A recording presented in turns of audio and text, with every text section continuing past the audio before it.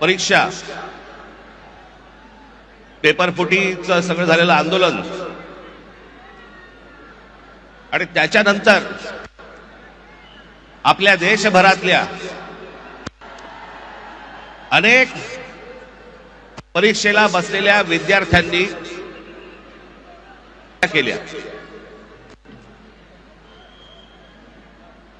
मी आता त्यांची फक्त कुठे नावं वाचून दाखवणार आहे। प्रदीप मेघवाल राजस्थान, ऋतिक मिश्रा उत्तर प्रदेश, सिद्धार्थ हेगड़े गोवा, भाग्यश्री कर्नाटक, अंशिका पांडे दिल्ली, उमेश माळी राजस्थान, रेणु मीना राजस्थान, रिया कुमार थापा उत्तराखंड, शिवानी यादव उत्तर प्रदेश, अनुकीर्तना तामिळनाडू, कहान पटेल गुजरात, आकांक्षा चतुर्वेदी मध्य प्रदेश, रीमा बेगम आसाम, मैथिली अशोक सोनवणे महाराष्ट्र, अवंतिका मौर्य मध्य प्रदेश, जतिन कुमार उत्तर प्रदेश, गोपिका तामिळनाडू, शेख सना तेलंगणा, बेंटी यनंथाम तामिळनाडू, सिमरन हरियाणा, रोशनी तामिळनाडू या 21 विद्यार्थ्यांनी या परीक्षा पेपर फुटीनंतर केल्या। माझी आपल्याला सर्वांना नम्र विनंती आहे की आंदोलनाला यश आलंय, आपल्याला आपला उत्साह आपण सगळेजण इथे साजरा करूच, पण या आत्मलेल्या या विद्यार्थ्यांसाठी आपण 1 मिनिट आपण मौन धारण करू आणि शांत उभे राहू।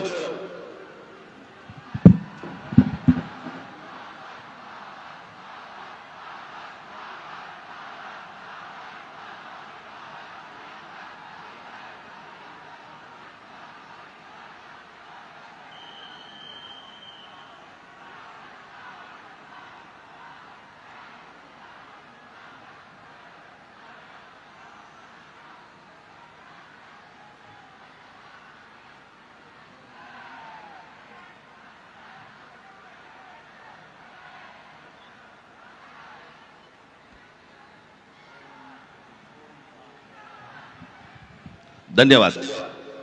मी उद्धव ठाकरे यांना विनंती करतो की त्यांनी आपल्याला सर्वांना संबोधावे।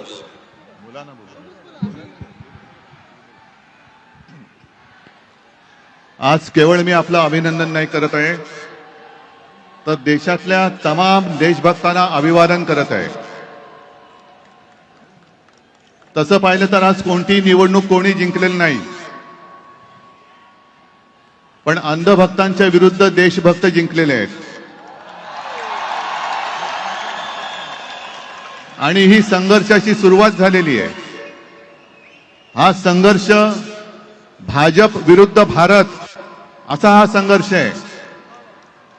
आणि या संघर्षामध्ये आपण सर्वजण जात पात धर्म पक्ष विसरून, होय मी भारतीय आहे, मी देशभक्त आहे, या एकाच भावनेने सहभागी झालात।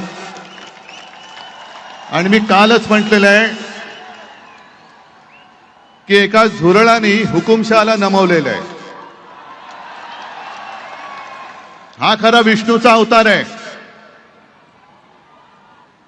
हा खरा विष्णूचा अवतार आहे। आणि मला मोदीजींना सांगायचंय की मोदीजी, की आता तरी देशाकडे लक्ष द्या। तुमचे मंत्री त्यांचं काम सोडून पक्ष फोडण्यामध्ये बिझी आहेत, त्यांना म्हणा आता देशाचं काम करा। कारण अर्थमंत्री आपल्या निर्मलाबाई घसरत्या रुपयाबद्दल बोलत नाहीत, महागाईबद्दल बोलत नाहीत, पण पेपर फुटीचे फायदे समजून सांगतायत। राजनाथ संरक्षण मंत्री देशाच्या संरक्षणाची बोंब, पण धर्मेंद्र प्रधानच्या संरक्षणासाठी पुढे आलेले। आपले खड्डा मंत्री नाही, रस्ता मंत्री, ते इथेनॉल वरती बोलतायत। हा पुढचा विषय नक्की आहे, इथेनॉल वरती बोलतायत ते।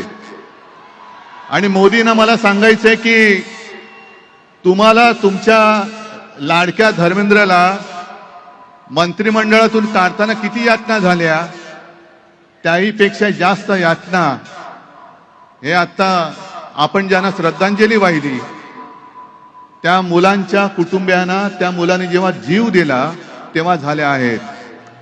या यातना आम्ही विसरू शकत नाही, विसरणार नाही. फक्त एकच विषय की ठिणगी आता पडले, देशभर वणवा पेटलेला आहे. लगेच आम्हाला विचारतात काय हो निवडणुकीला 3 वर्ष आहेत, निवडणुका.